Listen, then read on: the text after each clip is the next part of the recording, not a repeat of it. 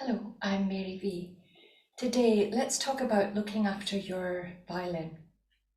So the violin case, this is a really nice case, waterproof, and it's got a soft backing, which is an extra bit of protection.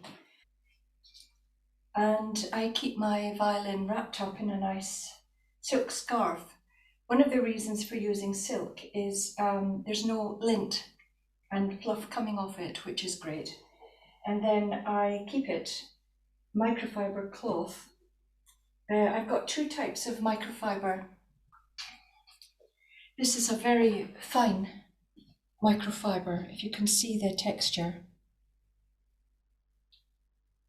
This is a glass microfiber cloth, and this is one for cleaning cars, much rougher.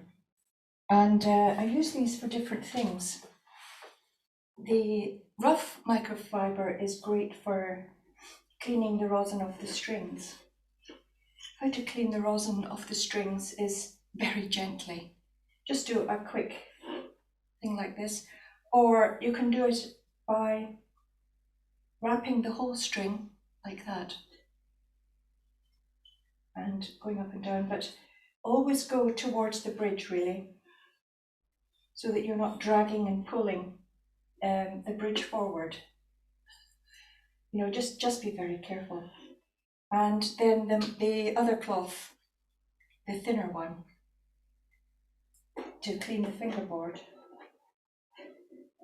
Just slip it under the strings, clean the fingerboard of all the rosin, and use the same cloth for underneath the bridge and underneath, behind the bridge, underneath the tailpiece, just very gently, honestly. So just do that when you finish playing. It only takes a couple of seconds. Get the right cloths in your case and you're good to go. Most cases come with a little tie like this, and the violin is usually molded into violin shape, and then you can tie this little thing around for a bit more security, but for heaven's sake, don't do it too tightly. You can just do it like that, and then cover it with your cloth if that's all you want to use.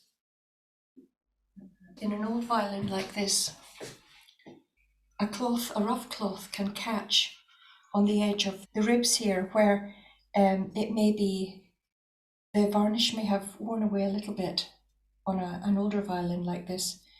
And if you're too rough, you can catch bits of fiber and pull off little splinters.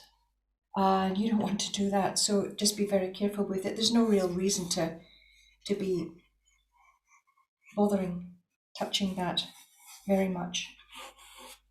It's very, very light, because real cleaning should really be done by violin repairers, luthiers, because the varnish of your violin, especially a very old violin like this, if you use any solvents or anything at all, it can really damage the varnish.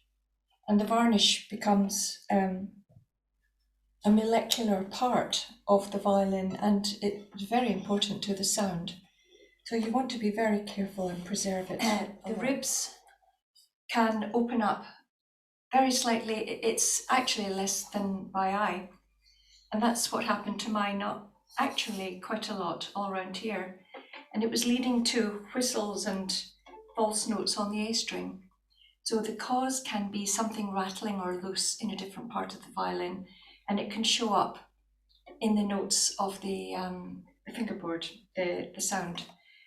So I put my violin in for repair quite recently, and they found quite extensive weakened glue here, because the glue is very, very old.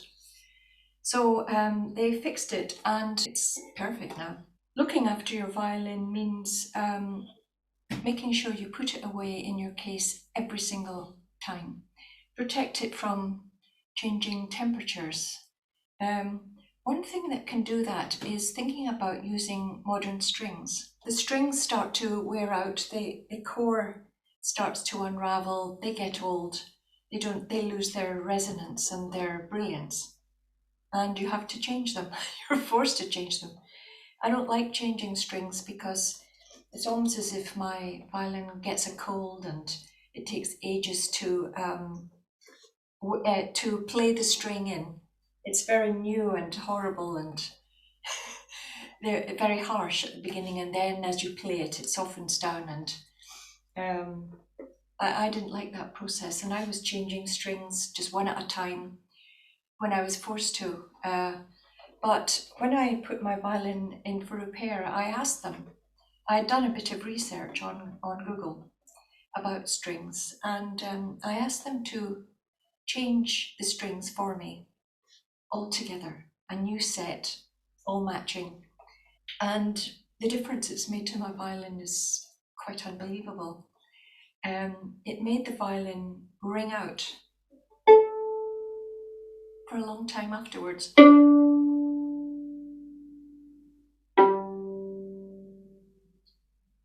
that means that the vibrations are so much freer because they're traveling through these wonderful modern strings. These particular ones are impervious to temperature changes. And my old violin is really benefiting from that because it was rather difficult to tune. It was always going out of tune. But it doesn't, it sort of seems to suit it. It's brought it out tremendously. So that's also looking after your violin and knowing what to expect. Now for the bow, remember to give your bow a nice clean because the rosin buildup on the actual stick can make it start being a bit rigid, and it needs to be nice and flexible. The bow is made to be curved in towards the hair. It's made to be like that. And some beginners tighten the bow up far too much so that it's actually in a curve going the wrong way. So your bow will never work like that and it's going to snap. So be very careful about that. But when you finish for the day, or even when you're going for a cup of tea, it's a good idea to loosen your bow using the nut at the end. So just loosen it so that the hair is very loose like this. Just, that's enough. So that there's no tension on the stick. You're giving the stick a little rest. Another thing to do, you need to tighten it up a little bit for this, is there's usually a bit of a build-up from the hand on this part of the bow, and it's a bit unsightly. But if you take a sugar cube and very gently apply the sugar cube in the corners to the bow hair, it will clean it. And as you do it, you can see the sugar cube starting to get a bit dirty, you see? Because it's lifting off this grease from the hand. It's absolutely unavoidable. This also gets rid of any greasy spots from holding the bow. You shouldn't really touch the hair, but I've been touching the hair a little bit during my filming. And don't press too hard, but you can really keep turning the sugar cube and it gets pretty filthy. It's amazing. So that's a bit cleaner. It's usually on this outer edge. So keep going with that and you'll get a lovely clean looking bow. There we are. See, there's lots of stuff coming off there. And really, there's no need for an extra rehair. If you just clean the bow itself, I mean, up there it's not really essential for playing, but it's just nice to have a cleaner bow without any dirty, greasy spots on it, you know.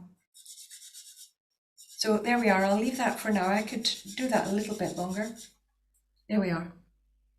So got rid of that, and then I put some rosin over where I put the sugar. It's quite important to do this because you're putting the bow hair back in the right state for playing.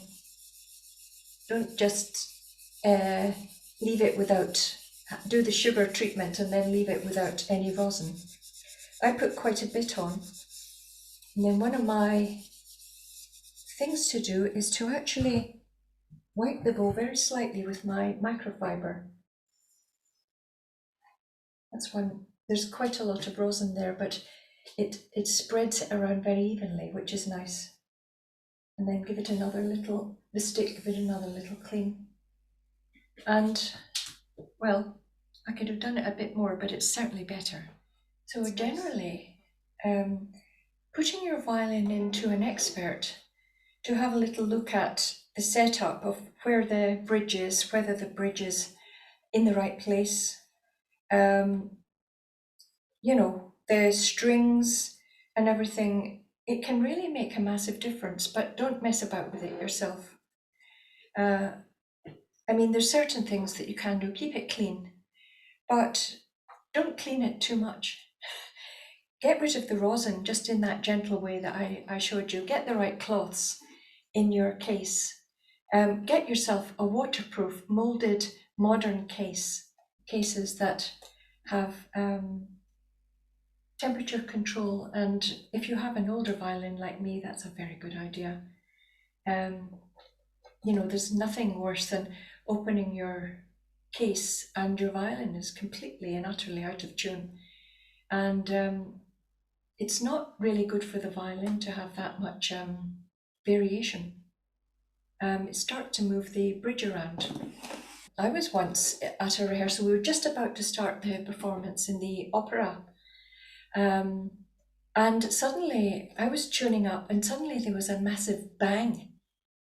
And everyone looked around and I looked down at my violin and the bridge had exploded, come off and landed on the other side of the pit near where the double basses are.